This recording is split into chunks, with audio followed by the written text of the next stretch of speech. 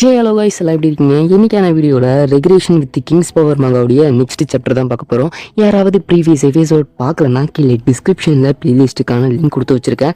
மறக்காமல் போய் check out பண்ணிட்டு வந்துருங்க. அப்போனா தான் உங்களுக்கு இந்த வீடியோ புரியும். ஸோ வளவளம் பேசாமல் let start the video. Previous எபிசோடில் என்ன நடந்திருக்குன்னா, நம்ம ஹீரோ நேஷனல் லெவல் பிளேயர்லேருந்து அடுத்த கட்ட ரேங்க்கு ப்ரொமோட் ஆகிருப்பான். அதோடு இல்லாமல் யூஎஸ் நாடு எல்லா டபுள்எஸ் ரேங்க்கில் இருக்கக்கூடிய ஆளுங்கள்லாம் சேர்த்து ஒரு புதுசாக ஒரு குரூப்பை உருவாக்கி உலகத்தில் இருக்க எல்லா டஞ்சனையும் கிளியர் பண்ணலாம் அப்படின்ட்டு ஒரு பிளானை சொல்லியிருப்பாங்க. ஸோ எல்லா நாடுமே ஓகே சொல்லியிருக்கோம். ஹீரோ மட்டும் ரிஃப்யூஸ் பண்ணியிருப்பான். அதில் அசோசியேஷன் தலைவர், நைட் வாக்கர் கில்டு மாஸ்டர், நிக்கு, ரிக்கி எல்லாருமே ஹீரோ ஏன்னு கேட்டிருப்பாங்க.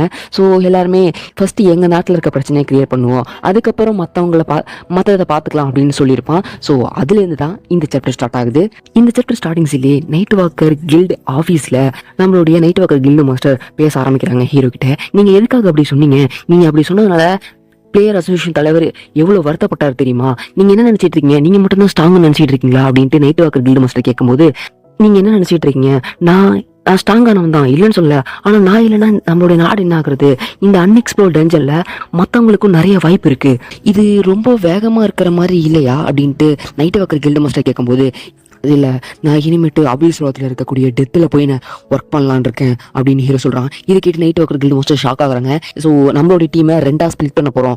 ஆசியன் எக்ஸிபிஷன் கேமில் நம்ம எப்படி ரெண்டாக பிரிஞ்சோம் அதேமாரி தான் மக்களுக்கு முன்னுதாரணமாக இருக்கக்கூடிய பிளேயர்ஸ் எல்லாருமே அபில் ஸ்லோகத்தில் டெப்த்தில் போய் வேலை செய்வோம். மற்ற பிளேயர்ஸ் எல்லாருமே வெளியே இருந்து பில்லன்ஸ் டஞ்சன் பிரேக் அவுட், அதோட இல்லாமல் டஞ்சன்ஸை கிளியர் பண்ணிக்கிட்டோம், அபில் ஸ்லோகத்துக்கு நம்ம போகிறோம் அப்படின்னு ஹீரோ சொல்கிறான்.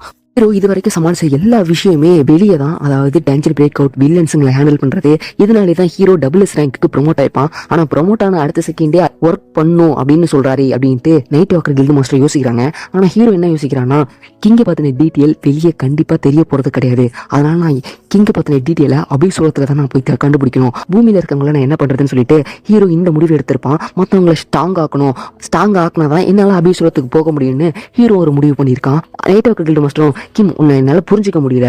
உன்னுடைய ஸ்கில், நீ ரேம்பேஜுக்கு போன தெரியுமா, அந்த ஸ்கில் டிஃப்ரெண்ட்டாக இருக்குது. அந்த ஸ்கில்லை என்னன்னு எங்களால் கண்டுபிடிக்க முடியல. உன்கிட்ட நிறைய மர்மம் இருக்குது. நீ யார் கிம் அப்படின்ட்டு நைட் வாக்கர் கில்டு மாஸ்டர் கேட்குறாங்க. ஹீரோவும் ஷாக்காக பார்த்துட்டு, எனிவே நான் அவங்ககிட்ட சொன்னாலும் அது உன்னால் புரிஞ்சிக்க முடியாது, ஆனால் கண்டிப்பாக ஒரு நாள் சொல்கிறேன் அப்படின்னு ஹீரோ சொல்கிறான். என்ன அப்படின்ட்டு அவங்களும் ஷாக் ஆகுறாங்க. ஆல் ரைட், நீங்கள் பொறுமையாகவே சொல்லுங்கள், எதுக்காக சவுத் கொரியாவுக்கு வந்த உடனே முதல்ல என்ன பார்க்க வந்தீங்க? அதுக்கான காரணம் என்ன தெரிஞ்சுக்கலாமா அப்படின்னு நைட் வாக்கர் கில்டு மாஸ்டர் கேட்கும்போது, நான் என்னுடைய டீமில் ஒன்னையும் ஜாயின் பண்ணி கூப்பிடலான்னு வந்தேன், ஆனால் நீ ரொம்ப பிஸியாக இருக்க போலியே அப்படின்ட்டு ஹீரோ சொல்கிறான். ஆமாம், எனக்கு இது கட்டுப்பாகுது அப்படின்னு சொல்லிட்டு பின்னாடி ஏகப்பட்ட பேப்பர் ஒர்க் இருக்குது. அதை பார்த்துட்டு நம்ம நைட் வாக்கர் கில்டு மாஸ்டர் கட்டுப்பிலே சொல்கிறாங்க. சரி, இதுதான் காரணமாக வராது இருக்கு அப்படின்னு கேட்கும்போது, உங்ககிட்ட நிறைய டீட்டெயில்ஸ் இருக்கும் இல்லையா, கேதர் பண்ணலான்னு வந்திருக்கேன் அப்படின்ட்டு ஹீரோ சொல்கிறான். சரி அப்படின்ட்டு நம்ம நைட் வாக்கர் கில்டு மாஸ்டர் சொல்கிறாங்க. எல்லாத்தையுமே கூப்பிட போறீங்களா அப்படின்னு கேட்கும்போது, வேற வழி இல்லை, எல்லாத்தையுமே கூப்பிட்டு தான் ஆகணும்ட்டு ஹீரோ சொல்கிறான். ஸோ அடுத்த சீனே பில்டிங்கை காட்டுறாங்க. அந்த இடத்துல காங் வந்துட்டு, ஹே நம்ம கேமே என்ன கூப்பிட்டுருக்கான்ப்பா அப்படின்னு சொல்லிட்டு காங் வராரு. ஸோ அவருடைய கையை ஜப்பான் சைன்ட் ஹீல் பண்ணியிருக்காங்க.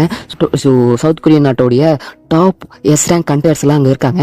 இதுக்கு நடுவில் அந்த கண்ணாடி போட்டிருக்கோம் துரோகம் பண்ணியிருப்பான் இல்லையா, ஸோ அவனுமே அங்கே வந்திருக்கான். ஸோ அவனுக்குமே ஹீரோ செகண்ட் சான்ஸ் கொடுத்துருக்கான். ஸோ நைட் வாக்கர் கில்டு மாஸ்டருக்கு பதிலாக அவங்களுடைய சிஸ்டர் லிம் அயோங் வராங்க. ஸோ ரெண்டு பேத்துக்குமே ஒரே பேர் தான், பட் லிம் அயோன்னு சொல்லி கூப்பிட்டுக்கலாம். நான் கூப்பிட்டு மதிச்சு வந்ததுக்கு எல்லாத்துக்குமே நன்றி. இப்போ எந்த மாதிரியான டாபிக் போயிட்டு இருக்குன்னு உங்களுக்கே நல்லா தெரியும். அன்எக்ஸ்ப்ளோர்ட் டஞ்சனை கிளியர் பண்ணுறதுக்காக நான் ஒரு டீம் ஃபார்ம் பண்ணுறேன், அதில் நீங்கள் எல்லாருமே இருக்க போறீங்கன்னு ஹீரோ சொல்கிறான். இதை கேட்டு அவங்க என்ன சொல்கிறாங்கன்னா, ஒரு நார்மலான அன்எக்ஸ்ப்ளோர்ட் டஞ்சன்னா டபுள்எஸ் ரேங்க்கு மேலே இருக்கும், ஆனால் நாங்கள் சாதாரண ஒரு எஸ் ரேங்க் பிளேயர்ஸ் மட்டும்தான். அப்படி இருக்கும்போது எங்களால் எப்படி அதை கிளியர் பண்ண முடியும் அப்படின்ட்டு அவங்க கேட்குறாங்க. நான் ஒரு டபுள்எஸ் ரேங்க் பிளேயர் தான், அதனால நீங்கள் ஒன்றும் கவலைப்படாதீங்க, இந்த ஒரு வாய்ப்பு உங்கள் எல்லாத்துக்குமே நல்ல வகையில் அமையும் அப்படின்னு ஹீரோ சொல்கிறான். கூடவே உங்களுக்கும் தான் லிம் அயோங் அப்படின்னு ஹீரோ சொல்கிறான். கேட்டு அவங்களும் வெக்கப்படுறாங்க. ஸோ இதே நேரத்தில் நம்ம ஹீரோ யோசிக்க ஆரம்பிக்கிறான். ஸோ ப்ரீவியஸ் லைஃப்பில் இவங்க எல்லாருமே டபுள்எஸ் ரேங்க்கு ப்ரொமோட் ஆயிருப்பாங்க. ஸோ நேரம் ரொம்பவும் சேஞ்ச் ஆகிட்டு இருக்கு. ஸோ ஸ்டோரி லைனும் மாறிக்கிட்டு இருக்கு. அதனால நான் அதுக்கு ஏற்ற மாதிரி அடாப்ட் ஆகணும்னு சொல்லிட்டு ஹீரோ மனசில் நினைக்கிறான். ஸோ அதுக்கு ஏற்ற மாதிரியே நம்ம காங்கும் சரி பார்த்துக்கலாம், நான் தயாராக இருக்குன்னு சொல்லிட்டு காங் சொல்லிடுறாரு. ஸோ நம்ம ஹீரோவும் சிரிச்சுக்கிட்டு, நீங்கள் ஒன்றும் கவலைப்படாதீங்க, அன்எக்ஸ்ப்ளோர்ட் டஞ்சன் போகிறதுக்கு இன்னும் 1 மாதம் இருக்குது, ஸோ அது வரைக்கும் உங்கள் எல்லாத்துக்கும் நான் ட்ரைனிங் கொடுக்க போகிறேன்ட்டு வேர்ல்ட் ஆஃப் தி மூணு வில்லத்தனமாக சிரிச்சுக்கிட்டே ரிலீஸ் பண்ணுறான். ஸோ அந்த இடத்த கட் பண்ணால் ஒரு ட்ரைனிங் இடத்துல யூஎஸ் நாட்டுடைய ஃபர்ஸ்ட் நேஷனல் லெவல் பிளேயர் அவருடைய பவர் எடுத்து ட்ரைனிங் பண்ணிட்டு இருக்கான். ஸோ அவங்க எல்லாமே பேசிக்க ஆரம்பிக்கிறாங்க. ஸோ ஒரு மந்த் லேட்டர் ஆயிடுச்சு. இன்னைக்கு தான் நம்மளுடைய ஹீரோ அன்எக்ஸ்ப்ளோர்ட் டஞ்சனை விசிட் பண்ணுறான். கண்டிப்பாக அவங்க ஜெயிச்சிருவாங்களா என்ன? இல்லை, அதுக்கு வாய்ப்பே இல்லை. அவங்க அன்எக்ஸ்ப்ளோர்ட் டஞ்சனுக்கு கூட்டிகிட்டு போகிறவங்க எல்லாருமே எஸ் ரேங்க் பிளேயர் தான். கண்டிப்பாக அவங்க எல்லாருமே சாவ தான் போகிறாங்கன்னு சொல்லிட்டு அந்த ஓனாயை உருமாறுவான் இல்லையா, 10th நேஷனல் லெவல் பிளேயர், அவன் சொல்கிறான் ஹீரோ அந்த டஞ்சனை கிளியர் பண்ணுவானா இல்லையான்னு சொல்லிட்டு நேஷனல் லெவல் பிளேயர் எக்ஸ்பெக்ட் பண்ணிட்டு இருக்கான். அந்த இடத்த கட் பண்ணா ஹீரோடி டீம்மேட்ஸ் அன்எக்ஸ்ப்ளோர்ட் டஞ்சன்ல நுழைஞ்சிருப்பாங்க. அது ஒரு பாம்பு சம்மந்தப்பட்ட மாஸ்டர்ஸ் இருக்கக்கூடிய ஒரு டஞ்சன். அவங்க போயிட்டு இருக்கவங்க எல்லாருமே ஹீரோவை கழுவி ஊத்திட்டு இருக்காங்க.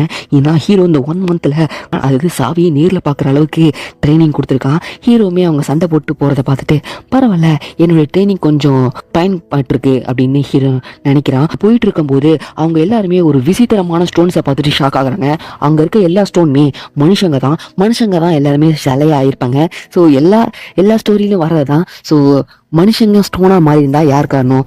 மெடுசா தான். ஸோ மெடுசா டபுள்எஸ் ரேங்க் அப்படின்னு சொல்லிட்டு ஒரு மாஸ்டர் இருக்குது. ஸோ அந்த மாஸ்டரும் வாங்க முட்டாள் ஹியூமன்ஸ், என்னுடைய புது கலெக்ஷனில் நீங்கள் எல்லாருமே ஆட் ஆக போகிறீங்கன்னு சொல்லிட்டு மெடுசா மாஸ்டரும் சொல்லுது.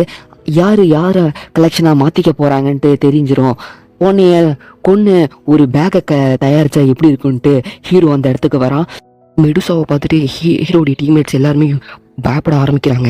ஏன்னா இது ஒரு டபுள்எஸ் ரேங்க் மாஸ்டர், இது எப்படி எங்களால் தோக்கடிக்க முடியும்ட்டு அவங்க எல்லாரும் யோசிச்சுட்டு இருக்கும்போது ஹீரோ கத்த ஆரம்பிக்கிறான். டேய், என்னடா பண்ணிட்டு இருக்கீங்க? நீங்கள் இதுக்கு முன்னாடி ட்ரைனிங் எடுத்தால நமக்கு இருக்கா இல்லையா? நீங்கள் உங்களை தான் மிஞ்சணும், நீங்கள் உங்களை மிஞ்சினாலே போதும்ட்டு ஹீரோ கத்துறான். இதை கேட்டு அவங்க எல்லாருமே அவர் என்ன சொல்கிறாரு, நம்மளை தானே மிஞ்சி சொல்கிறாரு, இப்படியே போயிட்டு இருந்தா நம்ம இப்படியே தான் இருப்போம் அப்படின்ட்டு அவங்க எல்லாரும் யோசிச்சுட்டு சரி எது வந்தாலும் பரவாயில்ல நம்ம ப்ராக்டிஸ் பண்ணதை ட்ரை பண்ணி பார்ப்போன்ட்டு காங் சொல்லிட்டு அவங்க எல்லாருமே அட்டாக் பண்ண ஆரம்பிக்கிறாங்க. ஸோ எல்லாருமே அட்டாக் பண்ண ஆரம்பிச்சிட்டு இருக்கும்போது அந்த என்ன இவங்க அட்டாக் பண்ணுறாங்கன்னு சொல்லிட்டு அந்த மெடுசாவும் அட்டாக் பண்ண ஆரம்பிக்குது. காங் வந்து டிராகன் பவர் எடுக்க ஆரம்பிக்கிறாரு. ஸோ அவரோட பவர் பற்றி நமக்கு நல்லாவே தெரியும். பீஸ்டோடைய பவரையும் யூஸ் பண்ண முடியும். ஸோ அவர் வந்து ஒரு டிராகனுடைய பவர் யூஸ் பண்ணி அந்த மெடுசா பண்ண அட்டாக்கை தடுத்து நிப்பாட்டுறாரு. இந்த பக்கம் நம்மளுடைய லிம் அயோங் அவங்களுடைய ஃப்ரீசிங் பவரை யூஸ் பண்ணி ஒரு பக்கம் கையை ஃப்ரீஸ் பண்ணி விட்டுட்டு அவங்களுடைய சுத்தியில் வச்சு மெடுசாவை அட்டாக் பண்ணுறாங்க. அதே சமயத்தில் சஞ்சின் வந்து அவங்களுடைய தண்டர் பவரை யூஸ் பண்ணி அட்டாக் பண்ணுறாரு. ஸோ இதில் மெடுசாவுக்கு டேமேஜ் ஏற்படுது. அந்த கண்ணாடி போட்டிருக்கவன் ஒரு பொண்ணு, இவங்க லாங் ரேஞ்சிலேருந்து அட்டாக் பண்ணுறாங்க. நம்மளுடைய காங் வந்து ஒரு டேங்கரை நடுவில் நின்ட்டு அவங்க மேலே ஏற்படுற அட்டாக்லாம் தடுத்து நிப்பாட்டிக்கிட்டு இருக்காரு. நம்மளுடைய லிம் அயோங் அப்புறம் சஞ்சின் வந்து கிட்டக்க போய் பிளைண்ட் ஸ்பாட்லலாம் அட்டாக் பண்ணிட்டு இருக்காங்க. இதனால மெடுசாவை கொல்ல முடியலனாலும் கூட மெடுசாவுக்கு அதிகமான டேமேஜ் ஏற்பட்டுக்கிட்டு இருக்கு. இது ஒரு நல்ல ஸ்ட்ராட்டஜி தான், ஆனால் இது ரொம்ப நேரம் தொடராதுன்னு ஹீரோ யோசிக்கிறான். அந்த டைம் ஹீரோ யோசிக்கும் போதே இந்த எலிங்களை இப்பயே போட்டு தள்ளுறேன், ப்ளே டைம் இஸ் ஓவர்னு சொல்லிட்டு ஒரு கத்துது. ரோர் பண்ணதுக்கே அவங்க எல்லார் மேலேயும் அந்த மெடுசா வந்து கொஞ்சம் ஹைட் இன்க்ரீஸ் ஆகுது. அந்த ரோர் பண்ணனால அவங்களால மூவ் பண்ண முடியல. இந்த டைமிங்ல நம்மளுடைய காங் செம்மையா அந்த மாஸ்டரை போயிட்டு ஒரு அட்டாக் பண்ணி தள்ளி விடுறாரு.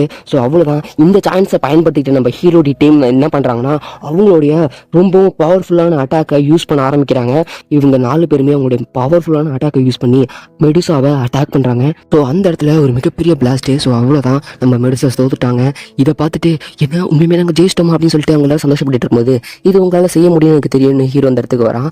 இந்த டஞ்சன்ல நீ ஒரு ஹெல்ப் கூட பண்ணலப்பா, நாங்களே இது ஃபுல்லாத்தையும் முடிச்சிட்டோம் அப்படின்னு சொல்லிட்டு அவங்க காங்கோ சொல்லிட்டு இருக்கும்போது நைஸ் அப்படின்னு ஹீரோவும் யோசிச்சுட்டு இருக்கான். ஸோ அந்த டைம் மெடுசா கிட்ட இருந்து ஒரு போர்ட்டல் உருவாக ஆரம்பிக்குது. இதை பார்த்துட்டு அவங்க எல்லாரும் ஷாக்ல இருக்கும்போது என்ன இது ஒரு கேட்டா, டபுள் கேட்டா இருக்குமோ அப்படின்னு சொல்லிட்டு அவங்க எல்லாருமே யோசிச்சுட்டு இருக்காங்க. அதுக்குள்ளே இருந்து ஒரு பீஸ்ட் வெளியே வருது. வந்த பீஸ்டும் என்னது கேட் கீப்பர் செத்துட்டாங்களா, எப்படி இங்கே யாருமே கேட் கீப்பரை கொள்கிற அளவுக்கு ஸ்ட்ராங்காக இல்லையே அப்படின்னு சொல்லிட்டு அதோடைய பவரை ரிலீஸ் பண்ணுது. ஸோ ஹீரோடைய டீம்மேட்ஸ் எல்லாத்தையும் பார்க்குது. அண்ட் ஸோ டபுள் டஞ்சனுடைய ஒரு ஓனர் மாதிரி. ஸோ இதோடைய ரேங்க் டபுள்எஸ் ரேங்க்குக்கு மேலே இருக்குது. பீஸ்ட் அதோடைய பவர் யூஸ் பண்ண ஆரம்பிக்குது.